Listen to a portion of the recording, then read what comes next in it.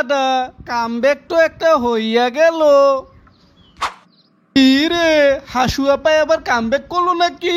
এই বয়সে আয়না করে থাকতে হইব নাকি? দূর দাদা, এই বদমাস মহিলার কথা কেনাই কইতাছে?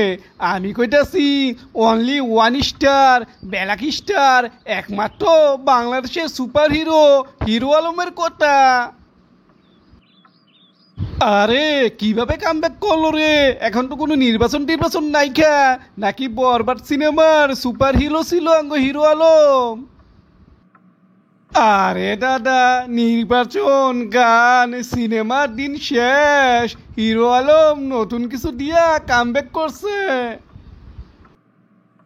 এই বেটা, তাহলে কি দিয়া কামব্যাক করলো শুনি? হিরো আলম তার বউ দিয়া কামব্যাক করছে, বউ। এই বেটা, হিরো আলমের বউ কি হলিউডের সিনেমার অফার পাইছে রে? সেই সিনেমার হিরো হিসাবে কি হিরো আলমই থাকবো রে?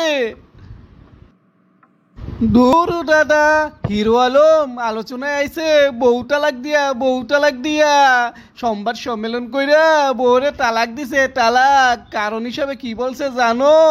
হিরো আলমের বাবা মারা গেছে, বাবাকে দেখতেও যায় নাই, বাবার সেবা যত্ন করে নাই, এই জন্য ডোল ডাক্কা পিটাইয়া হিরো আলমের বউকে তালাক দিয়ে দিছে, তালাক।